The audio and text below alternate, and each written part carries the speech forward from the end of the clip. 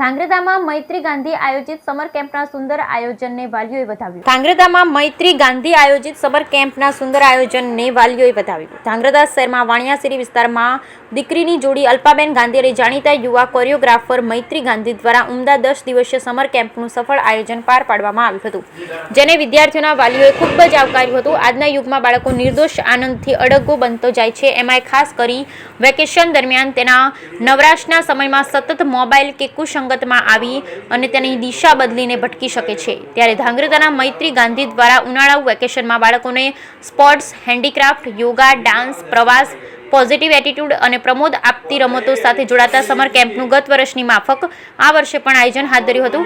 ધાંગ્રધા શહેરના જુદી જુદી ખાનગી શાળાના અનેક વિદ્યાર્થીઓ સમર કેમ્પમાં જોડાયા અને જુદી જુદી એક્ટિવિટીમાં ભાગ લીધો હતો.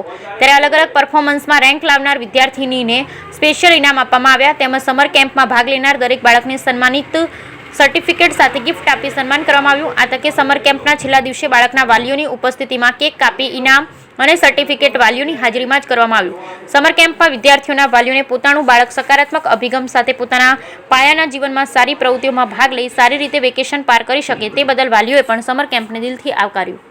Bureau report Hitesh Rajpara, Dhrangadhra. મારું નામ એકતા શાહ છે અને સમર કેમ્પ મૈત્રી ગાંધી કરાવે છે. ઘણા વર્ષોથી કરાવે છે, બહુ જ સરસ કરાવે છે. એનાથી છોકરાઓને ખૂબ જ ફાયદા છે. છોકરાઓને અલગ અલગ એક્ટિવિટી કરવા મળે છે, શીખવા મળે છે, બીજું બધું અલગથી સરસ જ્ઞાન મળે છે. અને મારી બેબી 2 વર્ષથી તે મૈત્રી ગાંધીને ત્યાં સમર કેમ્પમાં આવે છે. એ એની જાતે કાર્ડ બનાવતા, બીજી એક્ટિવિટી, સિંગિંગ, ડાન્સિંગ, યોગા, બધી જ એક્ટિવિટી મૈત્રી ગાંધી કરાવે છે અને ઘણા વર્ષોથી સમર કેમ્પ ચલાવે છે અને બહુ સરસ કામ આપે છે. અત્યારના બાળકો મોબાઈલના રવાડે બહુ જ ચડી ગયા છે. મમ્મી પપ્પાના કીધું પણ એ માનતા નથી હોતા. એટલે આવી સમર કેમ્પ જેવી જ્યાં કોઈ પણ જગ્યાએ એક્ટિવિટી થતી હોય તો પ્લીઝ તમારા બાળકોને ત્યાં મોકલો, પ્રોત્સાહિત કરો ત્યાં જવા માટે.